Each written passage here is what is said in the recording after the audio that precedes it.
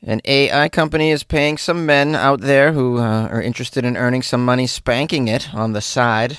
A truck carrying over 10,000 pounds of Kit Kat bars overturns, spilling bars all over the interstate, and over 600 cryopreserved humans are awaiting thawing out and revival, but scientists don't exactly know how to do that. These are the weird stories on Weird AF News, the only daily weird news podcast hosted by a guy inside a closet, recording in the closet, baby. We're back in the closet for you. That was funny. An AI startup company is going to pay people $2,000 a month to masturbate. This company's called Joy, Joi. They are going to pay people to wank it. They're hiring what are called masturbation consultants, 10 of them in total. Anybody out there want to apply? You can wank for some bank. You know, they say find a job that you love and you just never have to work a day in your life. This could be it, guys. Let's learn a little bit more about the position. I want to know if this is a work from home position or if I got to go into the office. Yeah, they probably want you in the office and eye contact mandatory, right? I wonder, do I get paid if my shift only lasts 20 seconds? Got so many questions about this pole waxing position, as I'll call it. Now, this AI company is testing a feature called Daily Guided Masturbation, which uses AI voice sessions in order to guide users through their self-love experience. Participants would document how regular use affects stress, sleep quality, mood, and confidence. This is a 4-week roll only and open to adults 18 and older in the U.S. and the U.K. Oh, so it's only a month long. Can you explain this 4-week gap in your resume, sir? Oh, yeah, I was pleasuring myself for AI for that month. There's a quote here from Julie, who is the head of brand for Joy. She says, "The role is real. We've had great responses since posting this opportunity. The listing describes ideal candidates for this position as, quote, articulate." Really? You're getting hired to touch yourself, all right? You really... Now, we need people who are articulate as well. People that are articulate, observant, and impossible to blush. Well, if you want just some savage masturbators that will never blush, even if they're touching themselves in public, just hire 10 Florida men. I mean, those guys don't care who's around, where they are. They're in it to win it, in other words. The problem with them is they're not exactly articulate. They say that the perfect candidate here is people who can describe sensations better than a sommelier describes wine. Like wanking sensations? All right, well, I mean, I've never heard of masturbation described in such, I don't know, exotic terms before with flowery language. I'm sure there's a way to do it. The job posting also promises flexible scheduling and the, quote, the most interesting "what do you do for a living" answer at any party. Well, hold up. I mean, you think people are going to tell others that they just met at a party? What do you do? Oh, I'm a masturbation consultant. I don't know, man. I guess it depends on the party. I mean, you definitely could say this at Burning Man and probably Trader Joe's. Now, in case you're curious about Joy AI, it's an online platform that includes AI-generated avatars, voice interactions, and personalized chat experiences built around companionship and intimacy. Joy AI describes the new consultant role as structured product testing tied directly to its new feature. It says the role involves testing and giving feedback on the mood-matched AI voice-guided sessions and providing feedback on the overall user experience of these. These are AI-guided voice masturbation sessions. I mean, it seems like if you're touching yourself to an AI voice, that's going to be a barrier to completion, at least for me. Oh, yeah, you really turn me on. Do I turn you on? I didn't mean to turn you on. I'm joking, obviously. The technology's there. AI voices are pretty good now. They don't sound like robots anymore. And I'm sure these voices have a particularly sensual flair to them. to help set the mood. It's with a sexy chatbot. It says, according to Joy, participants complete guided sessions and submit written questionnaires directly to the Joy AI team. Sample prompts ask whether the voice matched the selected mood, how immersive the session felt, and whether lags or pauses disrupted your touching experience. Joy AI operates primarily through its website rather than major app stores. They claim to have over 1 million monthly active users worldwide, and they were focused on sexual exploration, fantasy, and digital intimacy. This recent hiring push comes as studies suggest AI companion use is becoming more common among people, even already in relationships, often without their partner's knowledge. Hey, are you cheating on me with a chatbot? Is it cheating? I don't know. That's a question. This is a moral dilemma that I never thought I'd see. Is it cheating to be sexting with a chatbot? I don't know. What do you guys think? Email me, funnyjones@gmail.com. I'd love to hear your feedback on that. I'm kind of up in the air. I really don't know. I haven't put much thought into that. Here's what I have put thought into: submitting myself to make $2,000 to just do what I would ordinarily do for free. Yeah, let's get this gig, all right? Send me some buckets and I'll give you my Venmo and let's do this. Also, question, I'm very curious, is Joy AI going to offer any back pay for this position of masturbator consultant? I'm kidding, but I mean, what a dream. I never thought I'd see the day you get paid to wank. I mean, so far, this is as close as we've gotten to a universal basic income, I think. A truck hauling 10,000 plus pounds of Kit Kat overturns on a highway and madness ensues. The road's filled with Kit Kat.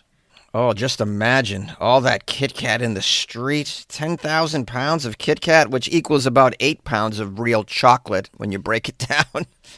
Since they've made a turn for the worse, Kit Kat has not had some very good PR lately. In other words, they just can't seem to catch a break, right? This story's out of Brandon, Mississippi. We got a semi-trailer, hauling some Kit Kat bars, overturned on Interstate 20, Brandon, Mississippi. This shut down an entrance ramp. So much Kit Kat. The Mississippi Department of Transportation had to get involved. They said the crash occurred in the afternoon near an entrance ramp to Highway 80. At which point, I guess you could call that highway entrance ramp the highway to the Kit Kat zone. All right, I had to do it, guys. I know that was cheesy, really cheesy. Well, not as cheesy so much as it was chocolatey, and not as chocolatey as much as you would hope, because after all, it's Kit Kat, and they've really been skimping out on the chocolate content lately. I, for my part, have not been eating Kit Kat bars in the United States for this reason.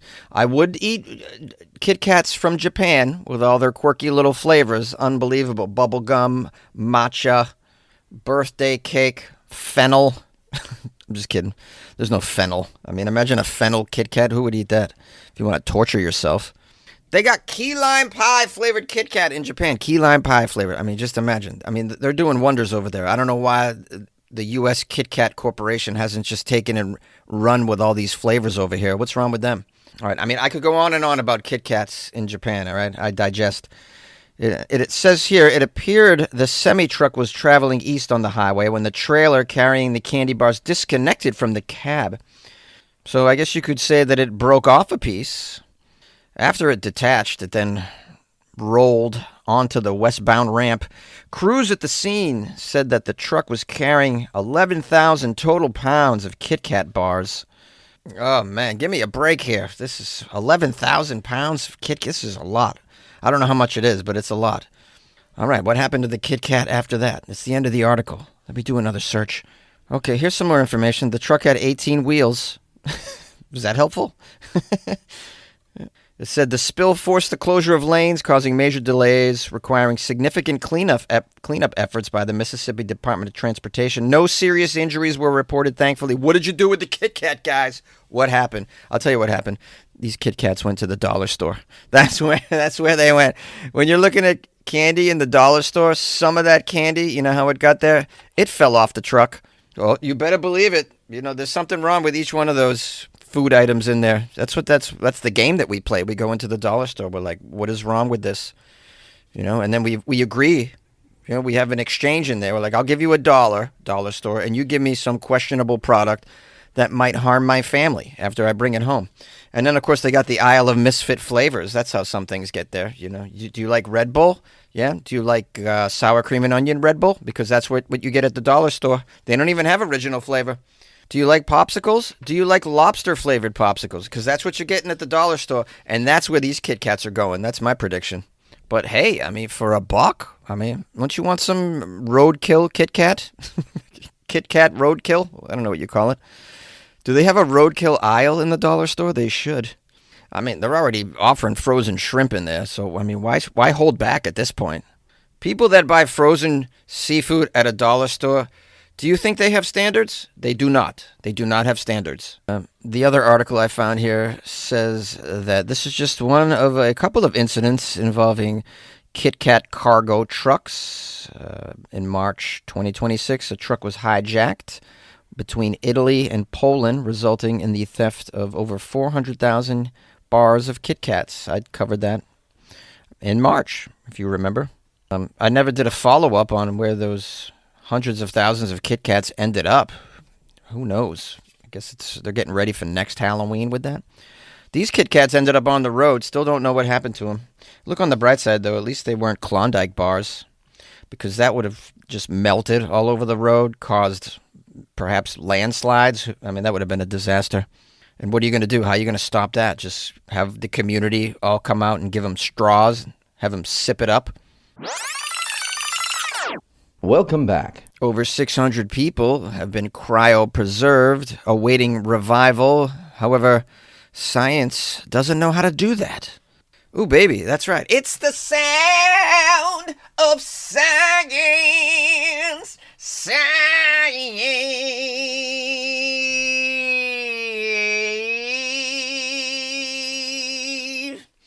That's if Axl Rose did the sound of science and not the Beastie Boys. I'm just mixing it up, guys. You get everything over here at Weird AF News. An overly caffeinated crazy person in a closet covering weird news. Does it get any better than this? Probably. Thawing the body is as crucial a step as freezing in cryopreservation technology, as you know.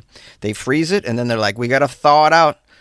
Now, we've all seen those sci-fi movies where it looks real easy to thaw them out. Well, turns out, for cryonically preserved individuals in real life to awaken, this challenge of thawing is greater than the challenge of freezing. While many people have been cryopreserved, thawing is an uncharted territory, unattainable, actually, with the current technology. In fact, experts in this field are so divided that they give wildly different answers as to when successful thawing of humans might occur, estimates ranging from 50 years from now to 3 centuries. What will it take for them to awaken from their long slumber? Is it even possible? That's what they're asking. Is it even possible? Funny, people have agreed to do this without knowing if it's even possible. But I suppose if you're dead, what do you care, right? How long it takes. Now, it says in total, about 650 people worldwide have undergone this cryopreservation procedure. However, none of them have yet been thawed. Here's a quote from Ju Hyun Woo, a professor at Hallam University's Institute of Life Science. Simply preserving the body and restoring its function are two entirely different problems. Yeah. All right, dude, what's up with that creepy laugh at the end of your quote? I think somebody needs to keep an eye on this professor. Currently, freezing and thawing the human body is only possible at the cellular level, they say. Cellular level. In vitro fertilization, where eggs are frozen, stored, and later thawed for pregnancy attempts, is already commercialized. Cryoprotectants are used to prevent ice crystal formation during freezing, thereby preventing cell destruction. Does anyone know what any of that means? I don't know what that means. I know some of you are like, Jonesy, you're the news guy. You're supposed to tell us what this means. Yeah, well, I'm not exactly the brightest bulb on the wreath. Are there bulbs on wreaths? See, I don't even know if there's bulbs on wreaths. I was supposed to say tree there. All right, back to the science. Needless to say, it says, unlike tissues, cryopreserved humans must have their functions restored after thawing. The reason we cannot yet thaw tissues larger than cells is due to the limitation of uniformity. During the thawing process, temperature differences between cells can cause them to crack. It's crucial to thaw the tissue in such a way that its overall temperature rises uniformly. That's a big challenge, apparently. I don't know, but have you guys tried using an Instapot? Those are pretty handy. I cook everything in those things. You could probably thaw out a human 12 minutes in the Instapot. Don't forget a little olive oil spray before you put the body in. That way it doesn't stick to the pot. All right, back to that nerd. What he's talking about is the thawing process, and he says it can be compared to microwaving a frozen pizza, where the center of the pizza often remains cold. This illustrates the difficulty of uniformly thawing any frozen area larger than at the cellular level alone. Oh, that's great. They thaw you out and everything works except for your chest has frostbite. Awful. That's no way to live. It says there was a breakthrough in 2023. A research team from the University of Minnesota successfully thawed a rat kidney after it had been frozen for 100 days using a nano-warming technology. Ooh, nano-warming could be the answer. It goes on to explain what it is. It's pretty complex stuff. I don't think we need to go through that. It's just going to give us more questions. Okay, there's neuroscientists out there that are saying, hey, just because you've basically thawed out a kidney, you are far from working with a human brain, which is the core organ responsible for memory and selfhood, etc. The brain is just different. Yeah, I mean, you want to figure out a way to thaw out the brain uniformly because, I don't know if you guys have ever had brain freeze. It's not a good way to be. You don't want to have permanent brain freeze. There's a guy here who's the CEO of CryoAsia. I cannot pronounce his name. He was asked about the timeline for thawing humans. He says, it will be possible within 50 to 100 years. If the brain can be thawed safely, we could revive cryopreserved individuals to treat damaged organs, depending on technological advancements. However, for those who were frozen improperly, causing cell destruction, thawing, of course, would be useless. And then he goes on to explain the damage that occurs during the freezing process. If someone is frozen incorrectly, they cannot be thawed back to their original state. In case you're wondering, this is how they cryopreserve somebody. They drain the person's blood. They replace it with a cryoprotectant agent to prevent ice crystal formation in the body. By the way, the main component of the cryoprotective agent is typically ethylene glycol, which is found in antifreeze for your car. Wow, they're just putting antifreeze? That's all you need is a few bottles of antifreeze? Guys, I'm going to AutoZone. Get in the zone, AutoZone, and cryopreserve your grandmother. Oh, no, guys, don't do that. Don't go to AutoZone and buy antifreeze and cryopreserve your granny. This is Weird AF News doesn't condone that, nor does comedian Jonesy condone you doing DIY home cryopreservations of any loved ones using AutoZone's great deal they have on antifreeze. All right, it looks like I got a lot of this article left, but it's very nerdy and complex. I mean, basically, it's emphasizing the importance of a new technology for uniform thawing. And they're citing the brain's complex structure as being a very important issue when it comes to uniform thawing. And until they figure this out, these people are going to remain frozen for quite some time, probably 100 years. So I don't know, maybe you got a relative or something that's been cryopreserved. It's not going to happen for a while. So, or if you want to cryopreserve yourself, just know that you could be waiting a long, long time. I don't know why anyone would want to wake up now. Anyways, it's not a good time. You should at least wait for gas prices to withdraw a little bit. Hello, my friends and loyal listeners of the Weird AF News podcast. Thanks for being there for me and with me. I appreciate it. Hey, a weird question. Somebody out there, a listener, sent me.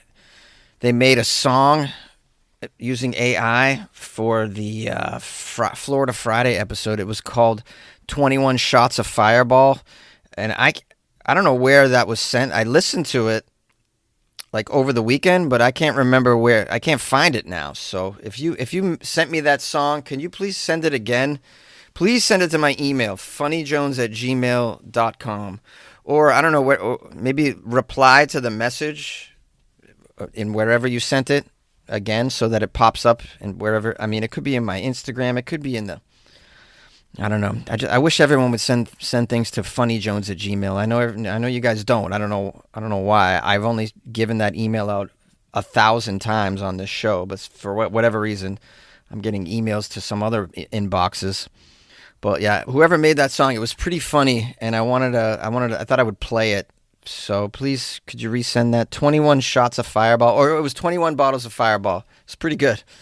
Okay, I'm at 20. Gonna wrap this bad boy up so you can get back to your day or morning or whatever. If you want to support the show, I got a website, weirdafnews.com. You can join the Patreon, and you can buy me coffees, and you can hang out over there and play some episodes. It's got back episodes on there. So it's a place. It's a place.